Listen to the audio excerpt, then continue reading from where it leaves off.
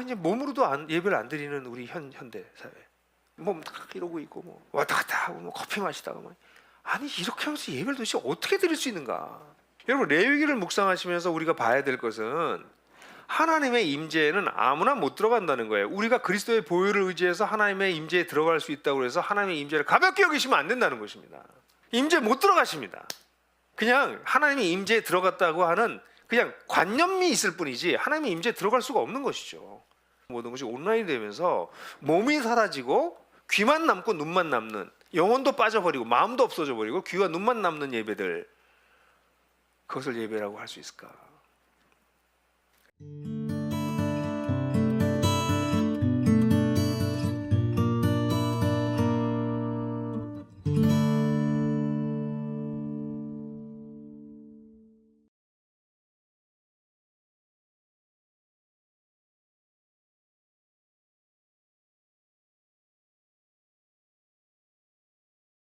네, 오늘 저는 여러분들하고 같이 레위기에서 발견하는 지도자의 영성이라는 제목으로 같이 말씀을 좀 나눌까 해요. 레위기 하면 일단 뭐 농담삼아 내위기라고 얘기할 정도로 성경 읽기가 굉장히 어려운 책이고 난해한 책으로 알려져 있죠.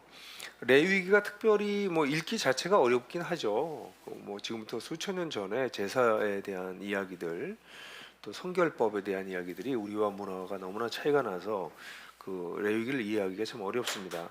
더군다나 종교개혁 이후에 반율법주의, 율법 폐기론 이런 거와 같은 생각들이 좀 생겨서 율법을 좀 멀리하는, 율법과 은혜를 좀 대비시키는 그런 신학적 풍토도 있어서 개신교에서는 특별히 레위기를 읽을 때 기껏해야 이 문자적인 의미보다는, 그 역사적인 의미보다는 오히려 상징적, 풍유적, 알레고리컬하게 그렇게 해석하는 그런 경향이 많이 있었어요. 그래서 레위기는 그렇게 중요한 책이라기보다는 약간 우리가 좀 읽기 어려운 책, 약간 밀어놓는 책, 성경 통독하다가도 레위기로 오면 빨리 재빠르게 대충대충 읽고 넘어가는 책으로 여겨져 있습니다. 근데 참 놀라운 게요, 제가 레위기에 대한 공부를 하다 보니까 레위기가 유대인들이 5살이 돼서 이제 글을 깨치게 되면 제일 먼저 읽히는 책이 구약 성경 중에 어딜까요? 어딜 읽힐 것 같아요? 전 창세기 같은 거 읽혀야 될 거거든요. 레위기는 유대인들은요 5살이 되면 성경 글을 읽기 시작했을 때 성경을 제일 먼저 읽히는 곳이 레위기랍니다. 약간 충격이었어요. 그러나 가만 생각해 보면 이해가 갑니다. 왜냐하면 레위기는 하나님을 예배하는 삶과 또 하나님을 따르는 거룩한 삶, 성결된 삶을 가르치는 책이기 때문에 아직 세상 물정도 잘 모르고 글을 겨우 깨친 아이한테 제일 먼저 가르칠 것이 하나님을 예배하는 것과 거룩을 추구하는 삶, 이 두 가지를 가르쳤다고 하니 그걸 아이들이 이해했을까 싶긴 하지만 이 제사와 이 거룩과 관련된 뭐 굉장히 많은 상징 속에서 아이들이 얼마나 많은 상상과 그 심령에 그런 것이 새겨졌을까, 그런 생각을 하고 약간 충격을 받았습니다. 부끄럽게도 저의 성경 공부 연구 파일이 있거든요. 그 파일에 가장 적은 양의 연구가 들어가 있는 게 레위기였습니다. 제가 이번에 보니까 이렇게 공부를 안 했단 말이에요, 레위기를. 그렇게 저 자신도 이 레위기를 이렇게 밀어놨던 것을 60이 넘어서 유대인 아이들 5살 때부터 공부하던 책을 다시 진실로 공부하게 된다는 게 좀 약간 부끄러웠다는 생각이 들긴 했어요. 그런데 레위기는 그렇기 때문에 사실은 모든 성도를 위한 책입니다. 한 학자가 주장했듯이 이 레위기는 제사장을 위한 책이 아니에요. 우리가 제사장을 위한 책처럼 느껴지지만 만약 제사장을 위한 책이라면 제사장이 제사를 드릴 때 제물을 어떻게 잡아야 되고 뭐 칼은 어떻게 관리해야 되고 피는 어떻게 관리하고 해야 될 굉장히 세부적인 사항들이 제사장들을 위한 매뉴얼이 따로 있었을 것으로 보여집니다. 이 본문을 봐서는 제사를 실제로 어떻게 제사장이 드려야 될지는 구체적인 얘기는 거의 나와 있지 않습니다. 제사의 외형적인 얘기만 나와 있지 이 제사장을 위한 책이 전혀 아닙니다. 이 책은 모든 이스라엘 백성을 위해서 쓰여진 책이었던 것이죠. 그런 면에서 이 책이 우리 그리스도인들에게는 특별히 더 의미가 있습니다. 우리는 그리스도인일 뿐만 아니라 제사장이잖아요. 이 예배를 드리는 것을 이끌어가는 사람으로 하나님께서 우리를 부르셨기 때문에 이런 제사장 신분을 가진 우리 모든 그리스도인 성도들은 사실 이 레위기 자체가 우리를 위해서 쓰여졌을 뿐 아니라 우리가 또한 다른 사람들을 예배로 이끌어가는 제사장의 역할을 할 경우에 이 레위기는 우리에게 너무너무 중요한 거죠. 그래서 저는 오늘 레위기에 오늘 우리가 읽으려고 하는 본문도 굉장히 중요한 본문이어서 그 본문을 좀 집중적으로 다룰까 하다가 레위기 전체를 통해서 레위기를 또 어떻게 읽어야 되고 레위기 전체를 통해서 우리 지도자들이 가져야 될 영성이 어떤 것일까 하는 얘기를 좀 해야 되겠다는 생각을 했습니다. 일단요, 레위기라고 하는 책을 보게 되면 레위기는 모세 오경 속에 있는데요. 제가 대학 우리 신학교 다닐 때 세일 해머라고 하는 교수가 있었는데 그분이 이제 펜타투크 모세 오경의 전문가였습니다. 근데 그분이 이제 칠판에다 글을 강의를 하면서 늘 창세기, 출애굽기, 레위기, 민수기, 신명기 이렇게 쭉 써놓고 난 다음에 가운데다가 보따리를 이렇게 큰 보따리 하나를 가운데 툭 떨어뜨리면서 모세 오경 한 가운데 율법이라고 하는 보따리가 이렇게 뚝 떨어졌다고. 그러면 그 율법 가운데서 핵심이 이 예배다, 제사다 이렇게 얘기했던 게 눈에 띄어 기억이 나요.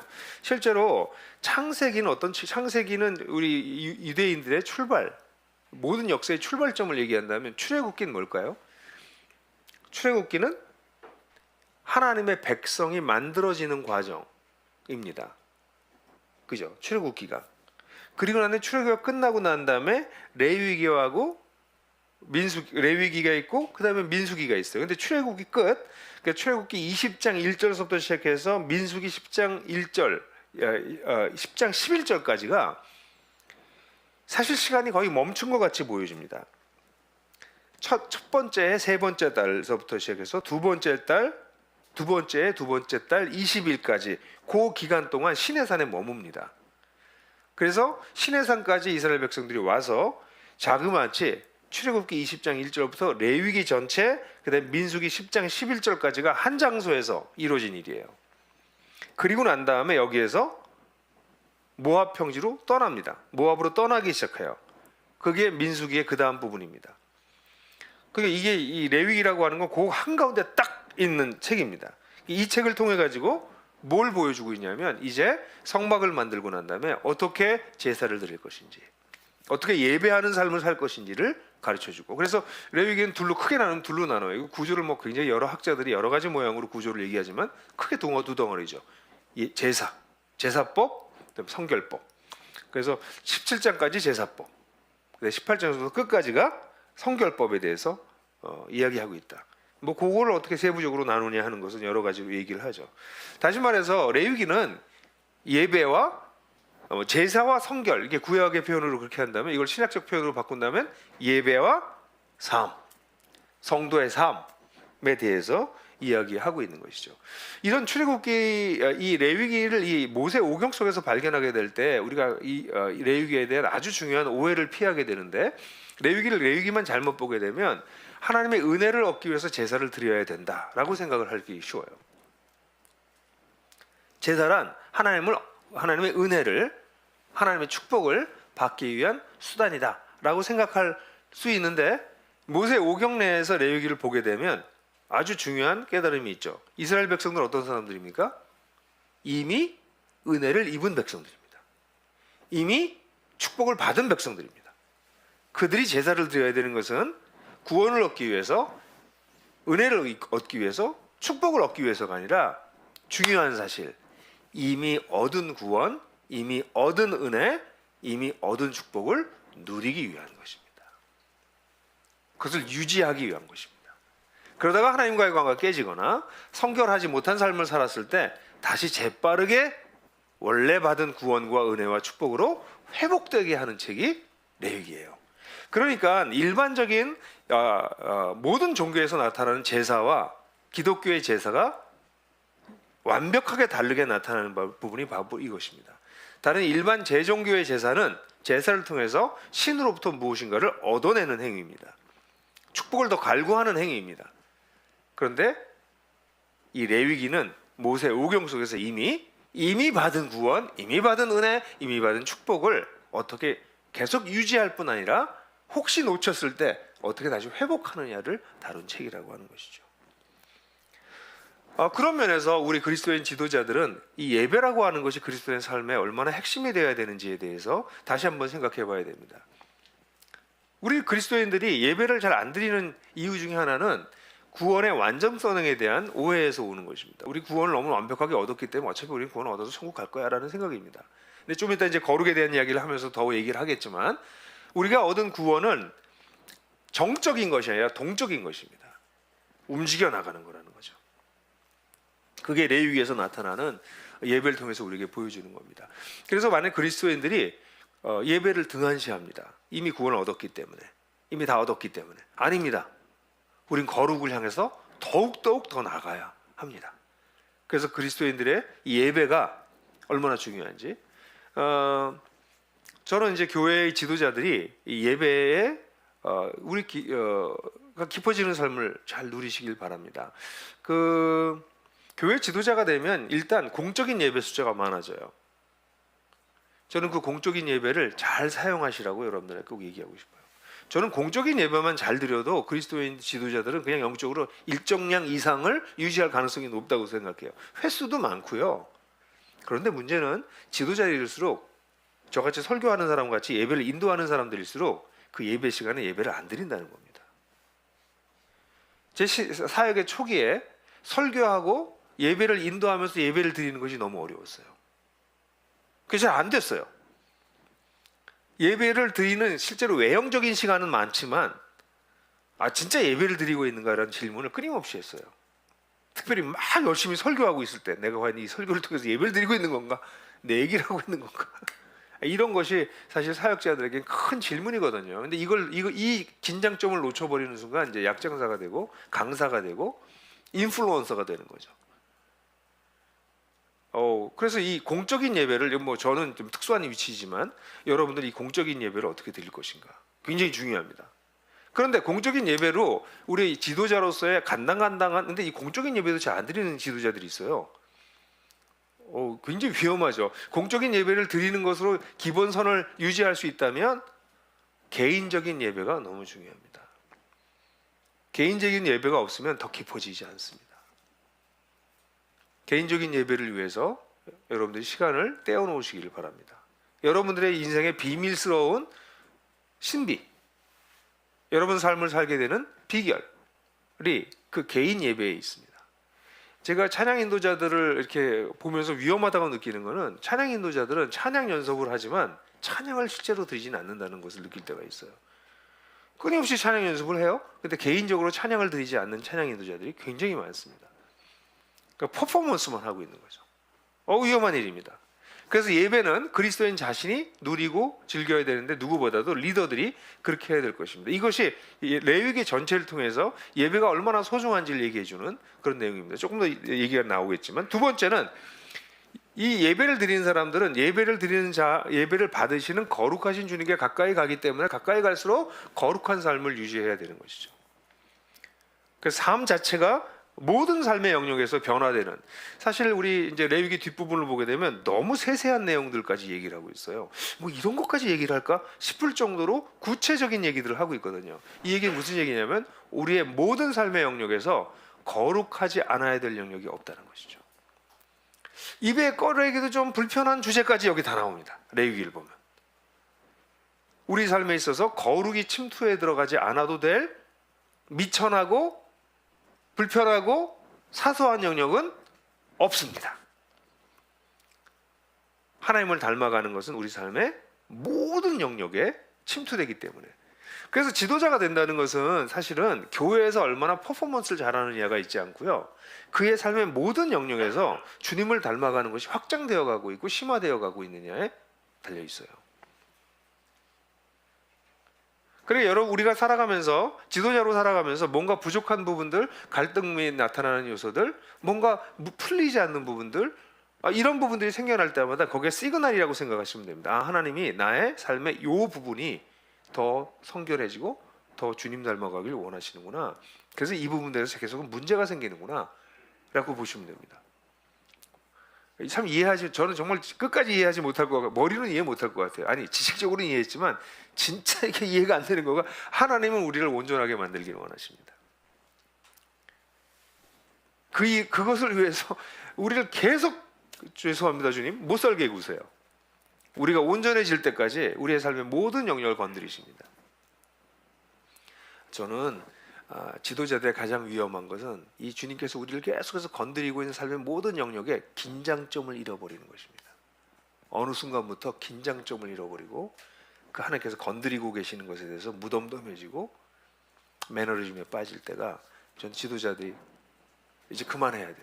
그 자리에서 내려와야 돼. 그거 계속하는 것이 그 사람과 그 사람이 이끄는 그룹에 피해를 주는 때라고 생각해요. 하나님 우리를 모든 영역에서 건강하게 하기를 원하십니다. 그게 레위기의 아주 두 가지 중요한 축이라고 보게 돼요. 자, 그렇다면 이 시간에 거룩한 삶에 대한 얘기를 조금 더 해봅시다. 이 거룩이라고 하는 단어가 뭐냐? 이 사실 굉장히 어려운 단어인데 고대 언어이고요. 근데 이제 카데시라고 표현되는 이 표현은, 이 단어는 뭐 굉장히 여러 번 나왔어요. 근데 이게 분리됐다는 개념입니다. 원래는 이 분리됐다.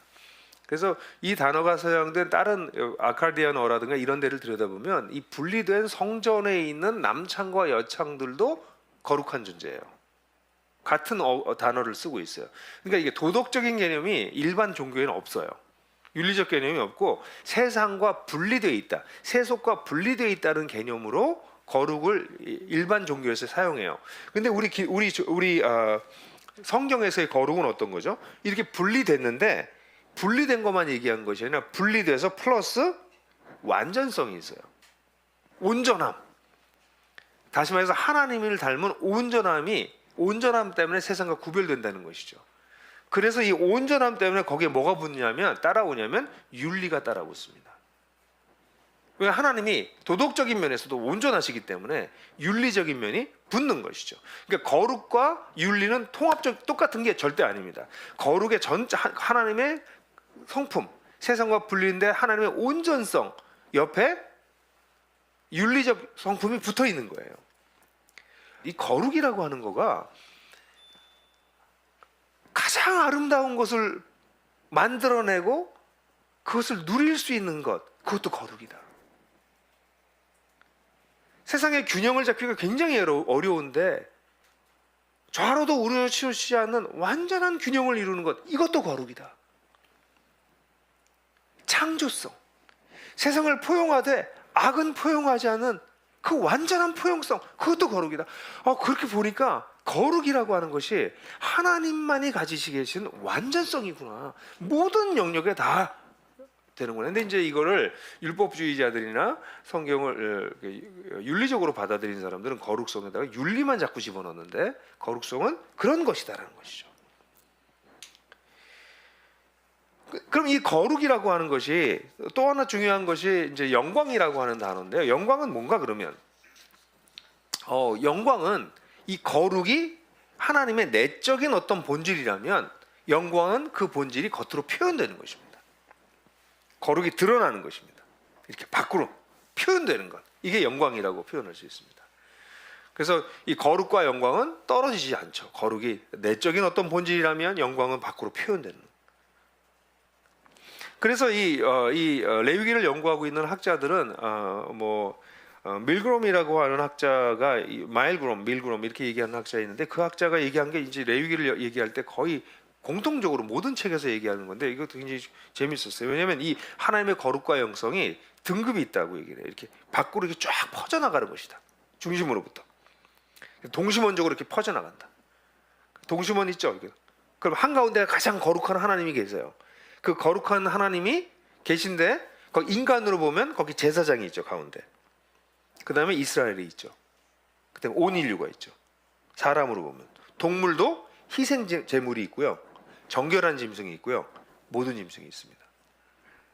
공간도 성소가 있고요, 이스라엘의 모든 방, 이스라엘의 방, 성소에 보면 성소를 이렇게 들여다보면 성소가 있고 이스라엘의 방이 있고 모든 방이 있어요.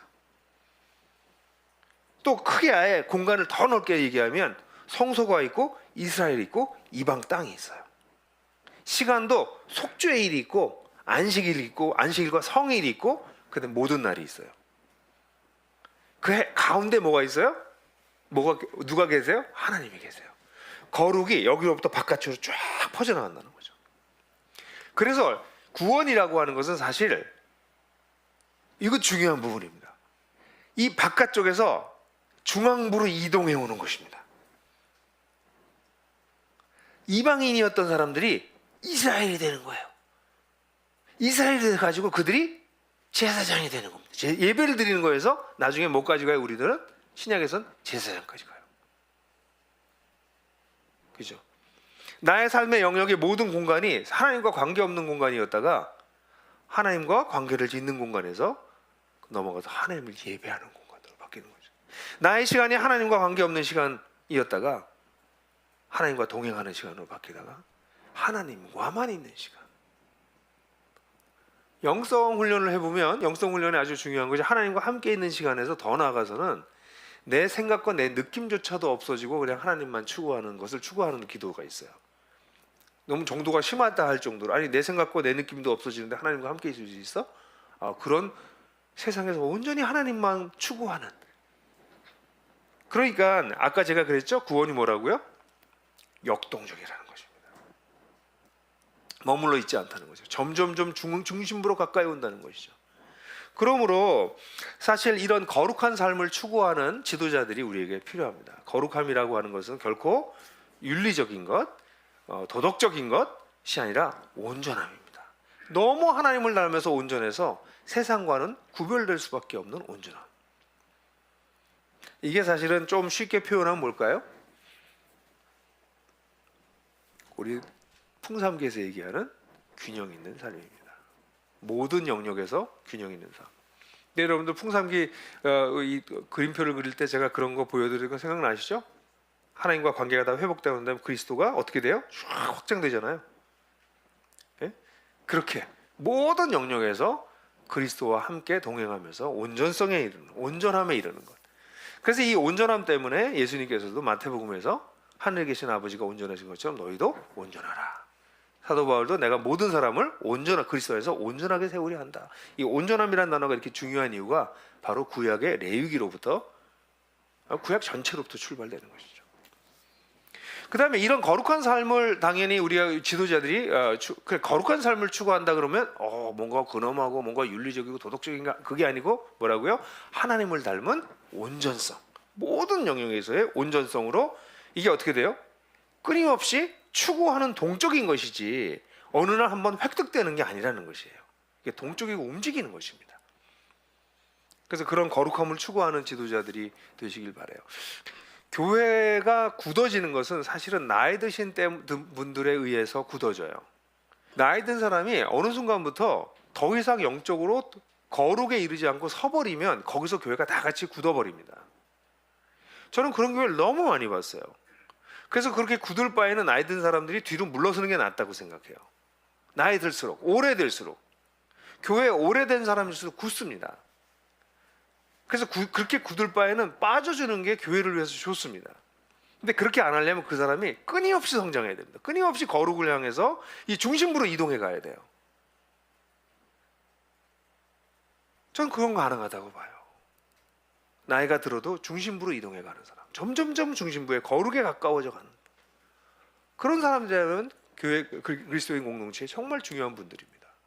꼭 있어야 될 어른들입니다. 근데 나이는 들지만 어느 순간에 그 중심부로 이동해 가지 않고 거룩이 더 깊어지지 않는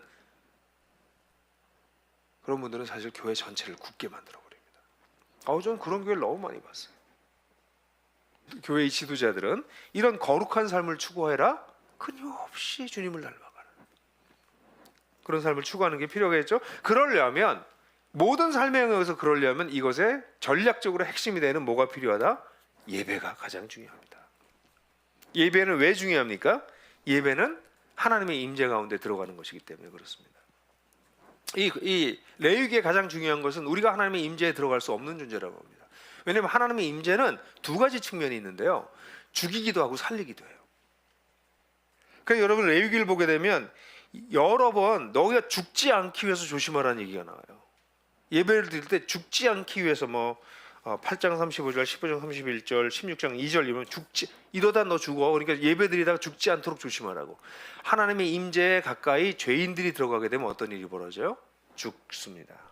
그러니까 나답과 아비후가 죽은 케이스가 이 레위기 전체 아주 중요한 내러티브가 딱 하나 들어가 있는데요. 그게 이야기가 들어가 있는데 그게 나답과 아비후의 죽음입니다. 하나님의 임재는 아무나 들어갈 수 없는 곳입니다. 그래서 죽는 거예요. 죽어요. 근데 이 하나님과의 임재에 들어갈 수 있도록 한 것이 무엇입니까? 그것이 바로 속죄 제물입니다. 하나님의 임재로부터 멀어졌던 사람이 다시 회복될 수 있게 하는 것도 화목 제물이고요.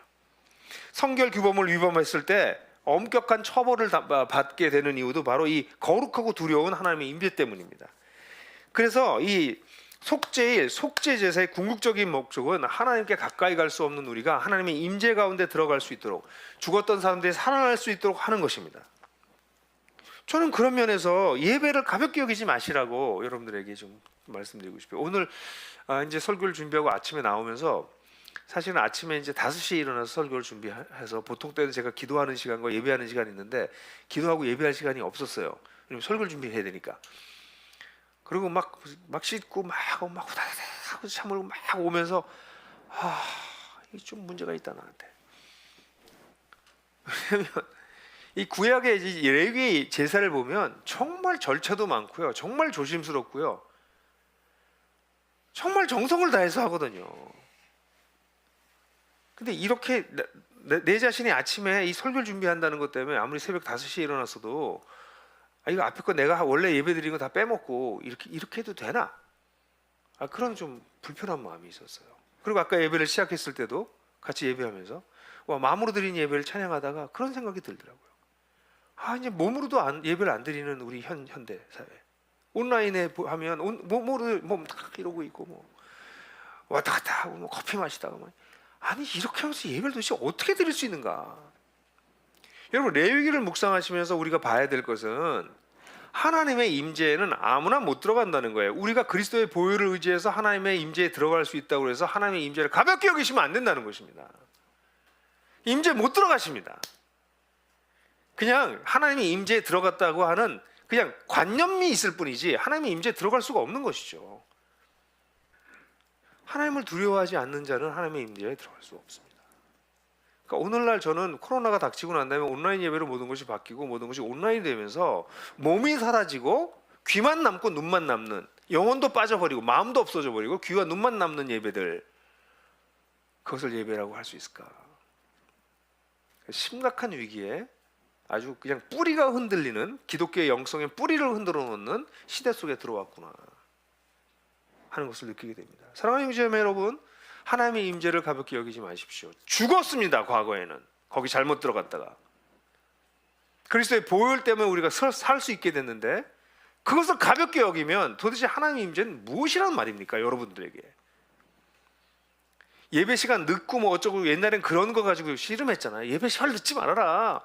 예? 왜냐면 예배는 하나님이 계신 곳인데 어떻게 늦게 오냐 이런 거 가지고 씨름했는데 이젠 그런 거는 차라리 예배 시간 늦더라도 예배 시간에 와서 앉아있기라도 했으면 좋겠다는 생각이 들 정도로 심각한 상황. 누워서 뻗어서 이러고 앉아서. 아니 무슨 그렇게 예배를 어떻게 드립니까?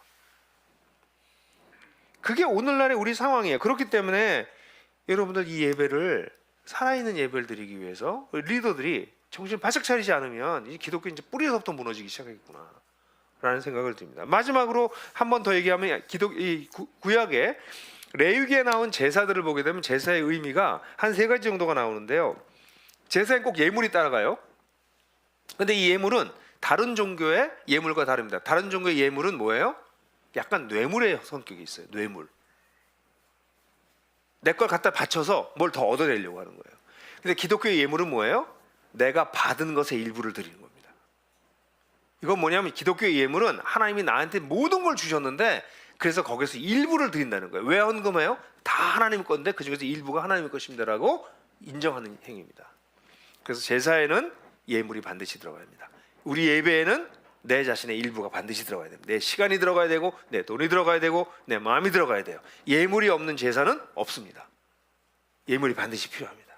두 번째는 이 제사는 여러분들 제사를 잘 보시게 되면 희생 제물을 드리고 나면 같이 식사를 한다거나 화목제를 드리고 난 다음에 셀레브레이션 한다거나 이 예배는 공동체적 성격을 반드시 가지고 있습니다. 그래서 구약의 제사를 봐도 다 개인이 드리는 게 아니라 전부 다 공동체적 축제로 연결되는 것을 보게 돼요. 예배는 하나님을 사랑하고 이웃을 사랑하는 그 총화가 일어나는 것이 바로 예배입니다. 그리고 예배는 또 하나 우리가 반드시 바라야 될 것은 손상된 관계가 회복되는 시간이 예배의 시간입니다. 그래서 아시는 것처럼 언약 관계를 회복함으로써 하나님과의 관계 속에 들어갈 때 온전함 속에 들어갔다는 얘기는 뭐냐면 하나님의 그 온전함 속에서 질서가 생겼다는 거거든요. 근데 하나님으로 벌어졌다는 것은 뭐냐면 이 질서가 무너져서 무질서가 됐다는 것입니다. 깨졌다는 것이에요. 근데 예배를 드리면서 어떻게 돼요? 다시 온전함으로 와서 질서를 회복한다는 거예요. 여러분 그런 거 경험하지 않으셨어요? 저는 가끔씩 하루를 너무 잘 못 살았다고 느낄 때 잠자리에 들면서 어떤 소망을 가지고 이 잠자리에 드냐면 하나님 내일 아침부터 새로운 리셋, 내일 아침엔 새로 시작해요. 오늘은 어떻게 끝났어? 오늘은 지나갔잖아요. 막 문제가 많고 혼란스러웠어. 오케이 괜찮아져. 내일 아침에 리셋, 질서가 다시 회복되는 거죠. 예배는 질서가 회복되는 것입니다. 관계가 회복되는 것입니다. 손상된 관계로 말미암아 깨지고 무질서했던 것이 원상태로 회복되는 것입니다.